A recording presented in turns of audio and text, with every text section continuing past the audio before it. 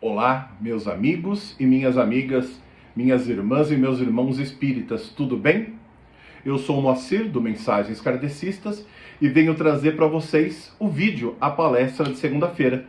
Essa palestra de 10 minutos que dá início aos estudos da semana do Evangelho segundo o Espiritismo.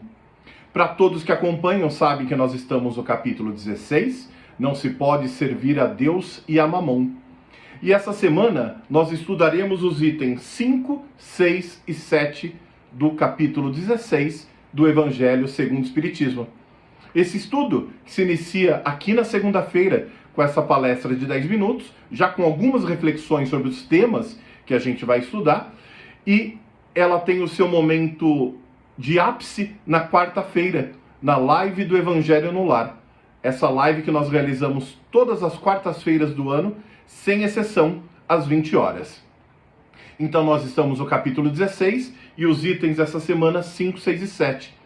E esses itens, eles estão divididos em 3 partes. A parábola do mal rico, a parábola dos talentos e a utilidade providencial da fortuna, provas da riqueza e da miséria. Já iniciando algumas reflexões, né? Então, a parte que a gente vai estudar essa semana, ela começa com a parábola do mal rico. Que é aquela parábola de um homem rico que tinha Lázaro, um homem pobre, cheio de úlceras, de chagas, que ficava à porta da sua casa. E esse homem muito rico, né, ele não ajudava Lázaro. Ele não dava nada a Lázaro, né? E Lázaro ficava lá, né, com os cachorros lambendo as suas feridas, cheio de úlceras, cheio de problemas, mendigando, né, pedindo e esperando os restos, as migalhas que sobrassem do homem rico. E não sobrava nada. E a gente vai estudar com bastante profundidade essa parábola, porque ela tem uma representatividade muito interessante. Porque esse homem rico, na verdade, somos nós. E Lázaro, esse homem cheio de feridas, de úlceras, né, que os cachorros ficavam lambendo suas feridas, esperando as suas migalhas, representam os nossos irmãos. Então nós, como os homens ricos, e Lázaro como nossos irmãos. E quantas vezes, tantas pessoas, tantos irmãos, o nosso próximo, muitas vezes pessoas da nossa família, ficam aguardando, esperando que migalhas caiam da nossa fartura para que eles possam se utilizar delas. E quantas vezes, por conta de orgulho, de vaidade e de tantas outras questões, de egoísmo, nós não deixamos cair nenhuma dessas migalhas. Não damos nada, não repartimos o que temos. E aí, nós ficamos como o homem rico, que todos os seus favores, tudo aquilo que ele queria de bom, já aconteceu aqui na Terra. Ele já recebeu as suas recompensas aqui na Terra. Então, quando for para a erraticidade, quando for para o plano espiritual, por que ele acha que vai receber as mesmas benesses que ele tem aqui? Já que aqui ele não soube dividir. E aquele que viveu na miséria, aquele que viveu com problemas, qual será o destino dele no plano espiritual? Porque possivelmente, não é uma regra, mas possivelmente, ele já tenha resgatado aquilo que ele veio fazer aqui. As suas dívidas, parte das suas dívidas, aquela que ele se propôs para essa encarnação. E nós, quando essa migalha, ela não é algo material. Essa migalha que um familiar, um amigo, alguém do nosso trabalho, o nosso próximo está pedindo, e se essa migalha for de repente um perdão que essa pessoa está esperando? E se essa migalha que essa pessoa está esperando for um ouvido para ouvir sem julgamento? Uma palavra, estender a mão para aquela pessoa? E se for isso? Muitas vezes a gente acha que é só material que resolve, e não é.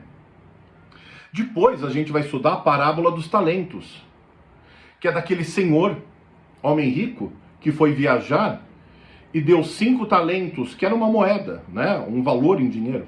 5 talentos para um de seus servos, 2 para outro e 1 para o outro. Aquele que... E pediu para que eles guardassem, né, a fortuna. E aquele que recebeu 5, negociou aqueles 5 e ganhou outros 5. Aquele que recebeu 2 talentos, negociou esses talentos e conseguiu outros 2, fez render. E aquele que recebeu 1, ele enterrou com medo de perder aquele talento. E aí sabem o que aconteceu? Quando o Senhor voltou, ele se felicitou daquele que recebeu 5 e fez outros 5. Daquele que recebeu 2 e fez outros 2. E ficou muito bravo, muito chateado com aquele que recebeu 1 e enterrou aquele talento e não o multiplicou, chamando-o de servo mau. E a gente vai estudar com muitos detalhes, essa parábola dos talentos. Porque o que representa isso somos nós. Esse Senhor representa Deus, que nos entregou tantos talentos, e talentos diferentes para todos nós. E por que temos talentos diferentes? É para utilizarmos em sociedade. É para que o outro contribua com o talento que ele tem e eu não tenho. E eu contribua com ele com o talento que eu tenho e ele não tem. É para que a gente pegue esses talentos, e aí eu estou falando metaforicamente, a gente pega esses talentos e multiplique em favor do próximo, em favor do nosso desenvolvimento intelectual, moral, espiritual, mas servindo ao próximo, fazendo com que o planeta progrida. É tão importante que a gente entenda isso, que Deus nos deu a vida, nos deu possibilidades, para que a gente trabalhe e multiplique essas possibilidades, multiplique esses talentos em favor do outro, e não enterre, como fez aquele mau servo, que recebeu 1 talento e o enterrou. E não enterre. Enterrar esse talento é quando a gente empaca, quando a gente interrompe a nossa evolução moral e espiritual. Quando temos a possibilidade de fazer o bem e não fazemos. Quando temos a possibilidade de ajudar o próximo e não ajudamos. Quando temos a possibilidade de progredir com a sociedade, de cooperar com a sociedade, de ter uma atitude menos egoísta e mais colaborativa, e não o fazemos. E aí, não é que Deus vai nos punir. Aqui é uma figura de linguagem na parábola. Porque Deus não pune a ninguém. Deus não se magoa. Deus não fica chateado. Ele não vai punir a ninguém. Deus não é vingativo. Mas quem pune a nós somos nós mesmos.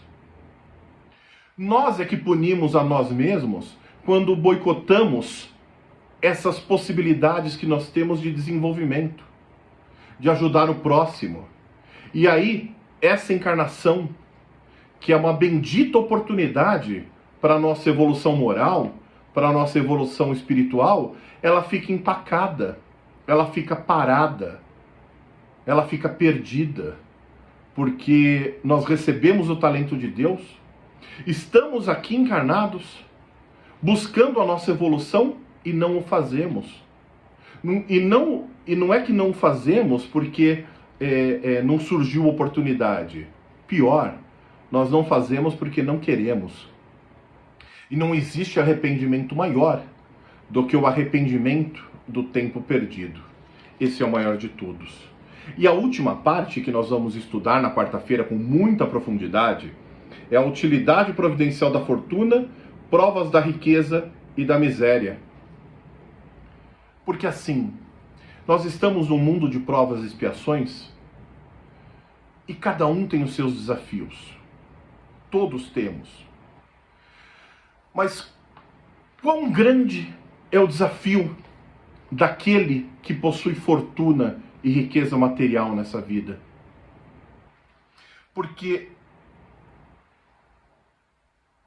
quantas são as tentações? Quantas são as possibilidades que se possuímos fortuna, nós temos e não utilizamos? Quantas vezes, né, nós empregamos essa fortuna para fazer o bem, para ajudar o próximo? E cada um dentro da sua possibilidade. E principalmente, quando nós temos fortuna, quando nós temos riqueza, é muito mais fácil nós sermos orgulhosos, vaidosos e egoístas do que colaborativos, humildes.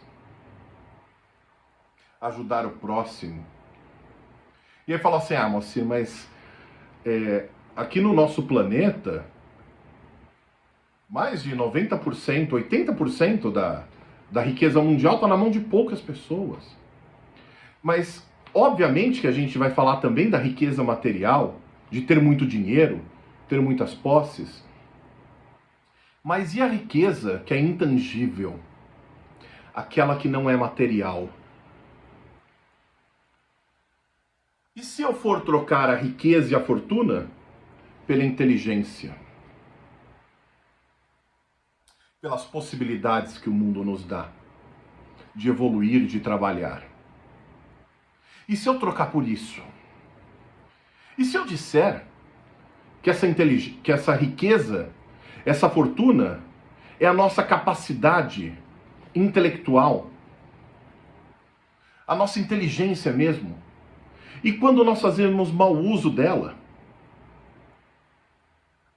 E quando nós fazemos mau uso? E quando junto as duas, nós temos inteligência, intelecto alto e muito dinheiro, muita riqueza material, e não empregamos isso para ajudar o próximo? Ao mesmo tempo, quantos empresários a gente não vê que poderiam só ficar acumulando riqueza, mas que colaboram com a sociedade, que geram emprego, que geram trabalho, geram possibilidades, que criam fundações? Aqui em São Bernardo do Campo nós temos o exemplo do Salvador Arena, um empresário que poderia ter só acumulado riqueza, e tem uma fábrica enorme, já é desencarnado, mas que criou fundações voltadas para a educação, para o ensino superior, o ensino técnico, a escola fundamental, cria empregos, ajuda as pessoas. Quantas instituições nós não ficamos sabendo que ele ajudou e durante sua vida a gente nem sabia? Ou seja, utilizou aquilo que ele tinha em favor do próximo. E eu não estou dizendo que nós não devemos buscar progredir materialmente, é lógico que devemos. Nós estamos nesse plano para progredir em todos os sentidos, inclusive materialmente, para que a gente tenha uma casa melhor, um carro mais confortável, tenha a possibilidade de comer bem, de viajar, de conhecer lugares, de estudar, de progredir. Mas se nós usamos a nossa inteligência, a nossa fortuna, seja ela qual for, do tamanho que for, para ajudar o próximo, com humildade, com benevolência, para progredir a sociedade, é uma coisa. Se nós usamos essa fortuna para alimentar o nosso orgulho, a nossa vaidade, o nosso egoísmo, aí que está o problema. E são esses temas e tantos outros que nós vamos aprofundar na nossa live do Evangelho no Lar, na quarta-feira às 20 horas, como acontece todas as quartas-feiras do ano, tá bom? Capítulo 16 do Evangelho segundo o Espiritismo, itens 5, 6 e 7. Eu aguardo vocês na quarta-feira e fiquem todos com Deus.